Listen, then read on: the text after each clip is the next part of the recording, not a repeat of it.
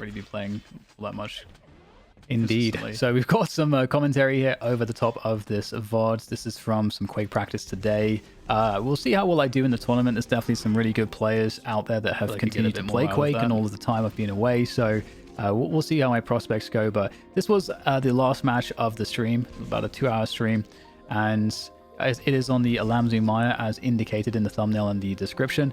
I'm enjoying it a lot at the moment, and the review will be coming in the future. Next week or so, I would expect. I initially planned to do it so it can kind of coincide with me playing the tournament, but that's a couple weeks out, and I don't want to really wait that long because I've got a lot of ideas, and I really just want to talk about it and kind of get it out of the door for you guys. And I think the angle I'm going to take is going to certainly talk a lot about the other types of shapes you might consider that it's sort of in the class of. So the Razor Viper Mini, the Starlight 12 Small, these are two shapes that I have a lot of experience with.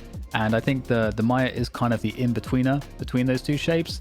So I think there's a lot to talk about there, and a lot to talk about the actual feel when you're playing in the game, and how the shape differences might actually relate to, you know, more of the sort of aim theory, if we're talking about it from the perspective of, you know, aim trainers and using that sort of knowledge base to think about how we select a shape.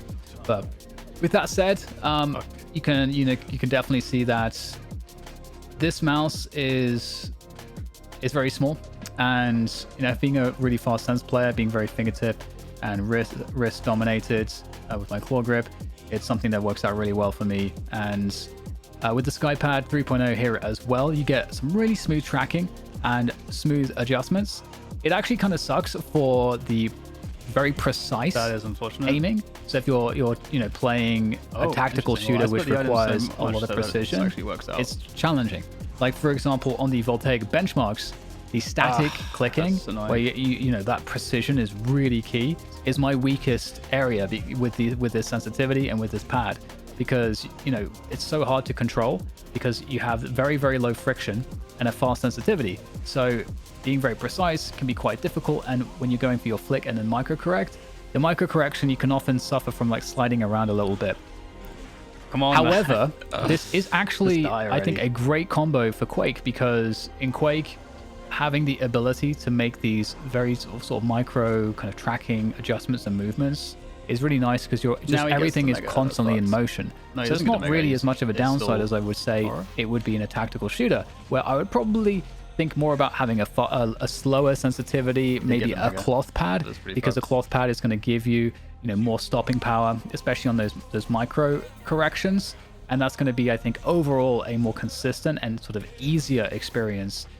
So that would be my recommendation there. But you can see here that there's not really too much of an issue. Like, we get that little flick there in terms of the actual the accuracy in a game like Quake, because the precision requirement isn't quite as high, but you need to be fast and you need to react fast.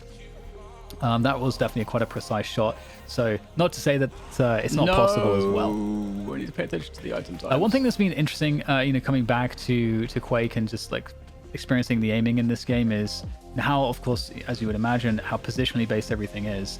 It serves as a pretty strong reminder that, you know, aiming has so much to do with your game knowledge and your ability to know how to move, how to position, whether you're exposed or whether you're not exposed, and sort of understanding all of that at all times. You know, generally, I think one of the things in terms of aiming that, you know, I notice with worst players just in every single game, is that they won't know what they're exposed to. You know, and that's one of the key things. If you look at a pro, they understand at all times, wherever they're standing, what all of the opportunities their opponent has are. And what they do is they try to minimize those opportunities to be shot or to give away information or whatever it might really be. But they really understand how to minimize opportunities of their opponent with their positioning, whilst maximizing their opportunities for whatever, you know, they're trying to do. So if they're trying to survive, they're trying to maximize that through their movement and positioning. If they're trying to gain, you know, ground and space, they're going to, you know, find a way to kind of create the balance there with their movement and positioning. And you know, it's the same thing with really any objective, but they understand how to dial that in. And that's like one of the most important aspects of aiming, because, you know, you want to be in good fights, and that is also a part of understanding your positioning, because your positioning sets up your fights. And in Quake, you know, you have, as you can see with whether it's the rocket or the rail or the LG, you have all these scenarios where it's very important to understand this dynamic, because you need to make sure that if you like get into a fight, that you're going to do more damage. So in Quake, it's very often the case that you'll try to trick your opponent so that they think, oh, I should position this way, or I should have my fight this way. But then, you know, you switch out to a different weapon, and suddenly that weapon just destroys their choice of positioning, and their options to shoot back at you aren't as good. And so suddenly, you know, it looks like you have really good aim, but really you just set yourself up really nicely. No, dude. So I'm not dying. I'm a little bit behind right now, but I think things are going to start picking up here, and it's going to be a lot to do with hitting shots for sure, but being set up and being in place to do that. And Rail is really nice. Obviously, it's 80 damage per hit. It's like this burst weapon, so it's really a huge comeback weapon on a lot of these maps where you can have a smaller stack size, but it's going to enable you, if you can get some good connections, to force your opponent to be more conservative, because if you get a hit, then suddenly they might not want to take damage. Like here we get a punish as Thing goes to try to pick up their red armor. I get the first hit, and then I sort of outperform him on that second shot. He misses it, but I hit mine. I get the kill and then rewarded with the armor as well. And so now I get the pressure on, and I'm using my rockets. I'm not really exposing myself, but using my rockets to do a lot of damage. And I expose myself there, and he actually hits the shot, and I don't hit mine. So now it's in kind of a more even scenario where we're looking to trade damage. I'm very fortunate he missed that shot because it allows me to pick up the mega, and now I get to keep the pressure on because he has to go for this red armor up here. So I missed that shot as he jumps across, but I hit one more. So we just keep exchanging these shots blow for blow, both fairly weak on the HP, and then finally my rockets connect. And given the fact that we've got some armors up here, it's going to be kind of nice for me because I'll start being able to maybe string some more damage and then slowly pull ahead, slowly get more armor, and slowly be in the spot which I'm looking for, which is full control, where I'm running all the items on the map. I have like a really huge tanky stack to work with, so I get to pressure even harder and convert my stack into more kills. So that's really kind of the goal here. And aerowalk, which is what this map is, it's such a fighting map. It's such a tactical map in that sense. You have to really understand how to use weapons well, how to use these positions well that we're talking about. And here, we can see that I'm able to use the LAMZU Maya to a pretty good effect. Again, it feels really great. I'm such a big fan. And by the way, this is another reason why I have to do the review sooner than later, because I'm just kind of tired of like on all these videos, because obviously I'm using it, right? And to be able to review it, I feel like I have to get some good usage out of it. And it really feels like it's going to be my new main, which is it's crazy, because for the last like 3+ years, I would say, maybe more actually. Since I got the Cape Town, the Final Mouse Ultralight 2 Cape Town, that mouse, that shape became like instantly my favorite. And I tried so many different mice, and I kept going back to it time and again, but there was always something that felt like it was missing. And I feel like the Maya might just have the solve for me. So super excited about the potential prospects of this for my play, because like everybody else, I love testing mice, but I would rather not have to if we can find the one that works the best and feels like it really solves the problems I'm looking to solve. So yeah, that's why I need to do the review, so we can really talk about that stuff.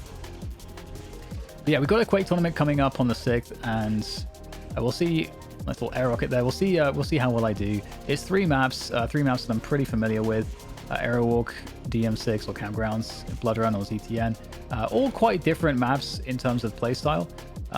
This used to be my best map, the one that we're watching right now, followed by DM6 and then ZTN. So we'll see how I go. And also, by the way, let me know if you guys like seeing gameplay like this with a little commentary over it, and if you would prefer to hear something else in the commentary.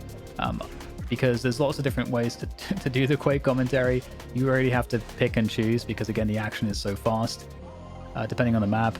This is probably maybe the fastest map. But yeah, I was pretty happy with this game, just because it was a combination of sort of just, whilst we were sort of losing and stuck behind, sort of not really giving up, making sure to kind of be mindful of positioning and sort of efficient damage exchange. And then over time, it seemed to be the case that I just started to pull ahead on some of the shots.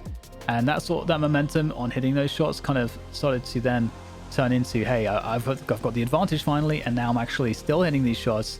And at that point, I've got better stack sizes. I'm hitting more of the shots. I'm playing pretty well on the positioning. I'm reading his movements pretty well. And then you start to pull ahead quite a bit. So overall, pretty fun duel. And there'll definitely be some more on the stream as I prepare.